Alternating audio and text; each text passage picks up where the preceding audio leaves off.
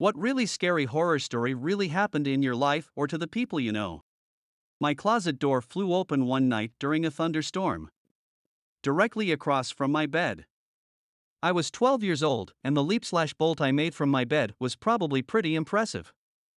I couldn't sleep in my room for about 2 weeks after that happened.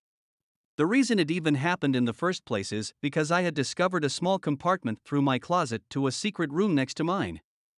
Basically, just an unfinished attic type space with only wood beams and fiberglass. Again, through a weird small entryway in my closet. I didn't close the latch properly, and that panel banged up against and pushed open my closet door during a massive thunderstorm. I had a balcony in front of my room as a kid with a sliding fly screen door. It was a rural area, so I often just slept with the door to the balcony open. One night, I'm lying with my back towards the balcony door and suddenly the fucking fly screen door slides open and I hear something come in. Me, absolutely terrified, didn't dare to move a single muscle, so I couldn't see who or what came into my room at 2 a.m. And then I heard a familiar meow. It was just my cat. She's never been able to open that door, and then suddenly she managed to pull it off. Many years ago, pre-cell phone, a friend of mine got a call from the police, "Lock your doors, hide, we're on our way over." Her angry ex had hired someone to break into her house, make it look like a burglary gone bad, and kill her. Through a bizarre coincidence with equally bizarre timing, someone arrested for another unrelated drug charge offered a bigger fish if they let him walk. The bigger fish was that his buddy had been hired to kill her. By the time they validated the story and identified the people, they were able to determine that the hired killer was likely already on the way to her house. In the few minutes between the phone call and the police arriving, he had started breaking into the house.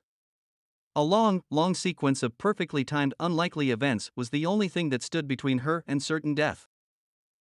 Used to hang out in a field near some forests when I was younger. One time it was about midnight, one of my friends had recently had some love triangle type trouble and the other guy involved wanted to fight him quite bad. Somehow he found out where my friend liked to hang out and rounded up about 10 of his friends to come find him and I'm guessing beat the shit out of him. I unfortunately happened to be there too. We saw about 4 cars park up on the road near the field and about 10 guys get out. I'm guessing they saw one of our phone lights because next thing we know they shine what I can only describe as an industrial flashlight towards us. We just hear, "He's right fucking there." So we ran into the forest at 12 at night in the pitch black. It started to pour with rain. For an hour we hid in bushes and crept around the forest avoiding them as light from their torches shone through the trees. At times they'd walk right past us but not able to see us because we were face down in the bushes and mud. LOL. I was the victim of a manhunt and it was terrifying. Got home at about 2 a.m. soaking and covered in mud. They never caught us though. All over a love triangle I wasn't bloody involved in. Scariest thing that ever happened to me. Did they ever catch up to your buddy? So about a month or so later we were back at that spot again. The guy supposedly went there at least 3 or so nights a week since that night I wrote about to find him. According to the girl in this triangle, honestly I think he was unhinged and just wanted an excuse to fight. He finally caught up to us, but this time it was just him and one other friend, rather than his whole posse of wannabe thugs. There were 4 of us this time. The guy was cussing and shouting at my buddy, but that's it. Just walked off after. Not so tough without his backup. My friend just called him a joke and told him to go home. That was the last time I went to this particular spot with them till they sorted their issues out. Got tired of getting dragged in for just being his mate. My grandpa told me a story about how some strange woman in disheveled clothing knocked on his door in the middle of the night speaking a strange language while he was staying in some hotel in Taiwan. From what I remember, he told me it was as if she was floating. Was the strange language Taiwanese? My grandpa speaks Taiwanese and he said it sounded nothing like typical Chinese. He said it sounded like a mix between Mongolian and French. Apparently she was speaking with this droning almost opera-style tone, so basically like Dude from Dune doing the Mongolian throat singing but cleaner. In high school one of our classes went to a funeral home. While listening to the guide talk about the cremation machine, this girl in the class turns to me, points at the machine then to me and says, "That's going to be you." She was mean for no reason. I never talked to her ever before or after that. A year later she died in a house fire. Heater caught fire in the night. and then what was left was fully cremated in that same machine. Crazy. Group of dudes mistook my house for someone else's. When they realized their mistake, they were apologetic and even gave me money. They had guns and one of them had an axe. Later learned the one they were hunting down raped one of their younger sisters. I lived in the boonies at the time, so I basically made sure not to say or do anything that might make me seem supportive of the rapist. At my old job, I got a call from the police that they kicked a couple doors in and needed me to come out to fix them. Turns out some guy got drunk and thought his woman was cheating on him. He went to the wrong apartment thinking it was hers. The normal guy living in the apartment put a few holes in him with a knife and the dude realized his mistake. Bolted up 3 flights of stairs and his GF let him right in. She wasn't cheating. Cops show up and kick that door in and arrest him.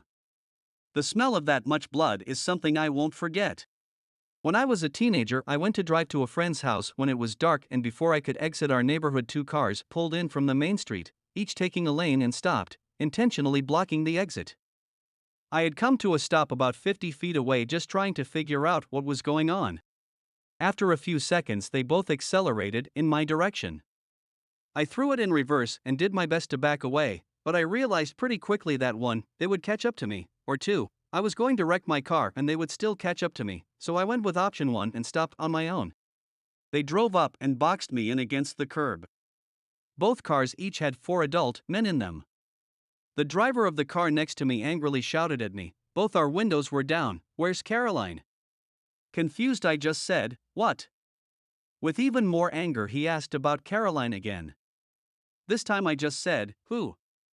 I legit didn't know any Carolines. At that, he relaxed, calmed his voice and said, "Oh, wrong person. Sorry," and drove on.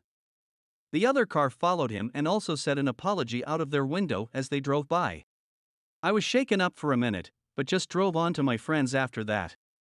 It took me a few years to realize there was someone else in my neighborhood who drove the same make, model, and even color car as mine, and it was a relatively obscure type of car, so that's probably why they were so sure of themselves that I was whoever they were looking for.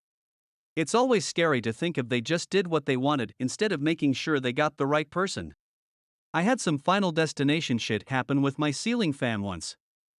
Circa 2010 to 2011, I was playing WoW in my bedroom, just grinding some materials. I hear my fan started making a really weird noise and for some reason had the urge to duck. At that moment, one of my fan blades came loose and shot straight into my dual monitors. Luckily, there was no damage, but I was watching my back for at least 2 weeks after that. Edit, lose to loose. When my kiddo was 2, she and I were at my in-laws' house. My daughter was playing in their porch and my mother-in-law and I were standing outside the door to the porch chatting. All of a sudden we heard a crazy whooshing sound, breaking glass, and my daughter screaming. I bolted in there and saw that the ceiling fan blades had all flown off in different directions. Thank God my girlie was okay aside from being super shaken up. Based on the state of the room, it's a freaking miracle she didn't have a scratch on her. Worked at a place where they had an air compressor for a bunch of different shit. It was an industrial size compressor, but instead of actually having air hoses along the wall that was meant to hold that much pressure, they used fucking PVC pipe and just fixed it when it blew, 'cause I guess it was cheaper, lol. It was a small family-owned business, so they could get away with it, I guess. I was using a big-ass saw, and it had a cage around where the blade was. I heard a pop and decided I should duck toward the saw immediately. A 5 feet long, sharp pipe flew right past my head as soon as I moved. Would have been stuck in my face if I didn't react immediately. The tail end caught the cage, and it wrapped around and slapped me hard as hell. Instead of having an extra hole in my head, I had a knot by my ear instead, lol.